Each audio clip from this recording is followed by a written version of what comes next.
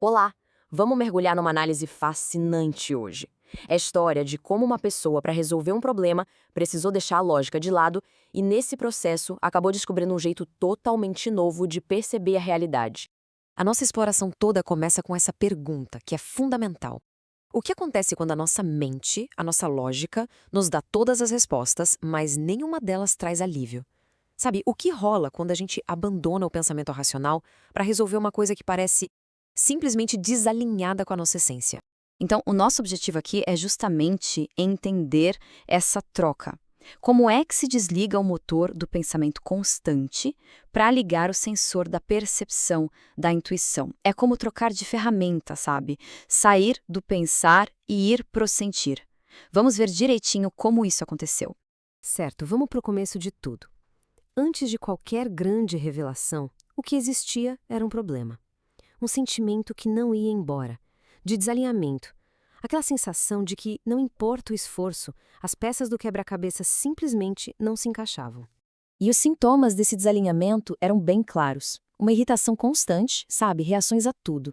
E uma sensação muito estranha de que o mundo tinha parado de responder. Isso, claro, gerava medo, uma perda de centro, de eixo. O problema não eram os desafios em si, mas o jeito que se estava lidando com eles. E aqui está o pulo do gato. A mente estava todo vapor, encontrava respostas lógicas, mas elas pareciam ocas, vazias. Faltava aquela sensação de alívio, sabe? Aquele ufa, resolvido.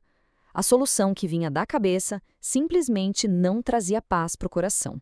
E é exatamente aqui que tudo muda. Diante do fracasso da razão, uma nova possibilidade aparece. Uma instrução que veio de dentro para mudar completamente a abordagem. É o ponto de virada de toda essa experiência. E essa instrução foi super direta. Troca o pensar pelo sentir. E vai. Isso não era para rejeitar a inteligência de jeito nenhum, mas sim para reconhecer que naquele momento específico, o pensamento era o muro e não a ponte. A diferença entre os dois modos é gritante. Enquanto o pensar forçava uma solução, endurecia tudo, bloqueava o fluxo natural das coisas, o sentir era sobre permitir. Não era mais sobre caçar a resposta, mas sobre deixar que a percepção viesse à tona, trazendo um entendimento muito, mas muito mais profundo. Tá, mas como isso funciona na prática? A lição da almofada é a chave para entender. Ao invés de pensar sobre a almofada, o foco mudou para um único detalhe dela. A partir daí, a forma sólida do objeto pareceu se dissolver em pura vibração, em frequência. Foi tipo um treinamento para sentir a realidade na sua essência, em vez de só rotular com a mente. Essa nova forma de perceber o mundo revelou uma primeira grande sacada. Uma nova lógica apareceu, não a da separação, mas a da coesão. Uma harmonia que é sustentada por forças que, à primeira vista, até parecem opostas. Uma das coisas mais marcantes foi a redefinição do princípio feminino. Aqui, ele não é visto como algo passivo, sabe? Mas como uma força ativa que estrutura as coisas. Uma força que organiza de dentro para fora, que dá coesão, mas sem usar a força bruta. Olha só como essas forças dançam juntas. Não tem disputa aqui, é só complemento.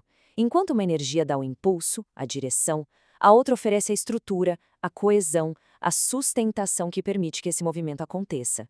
A lição é poderosa. Impulso sem estrutura não leva a lugar nenhum, né? E a partir dessa lógica interna, a percepção se expande de um jeito radical. O foco sai do pessoal e alcança uma dimensão universal, revelando que a experiência individual, na verdade, faz parte de algo muito, mas muito maior. E então, a ficha caiu. E caiu com força.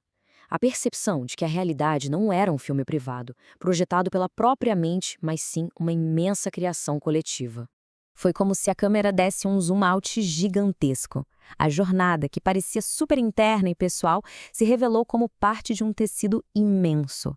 A realidade não era algo acontecendo para a pessoa, mas sim através dela e de muitos outros, coletivamente. A escala dessa visão é de tirar o fôlego.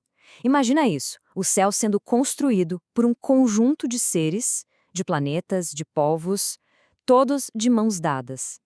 É uma imagem que simplesmente pulveriza a ideia de que somos indivíduos isolados. Então, as conclusões que vêm disso são transformadoras.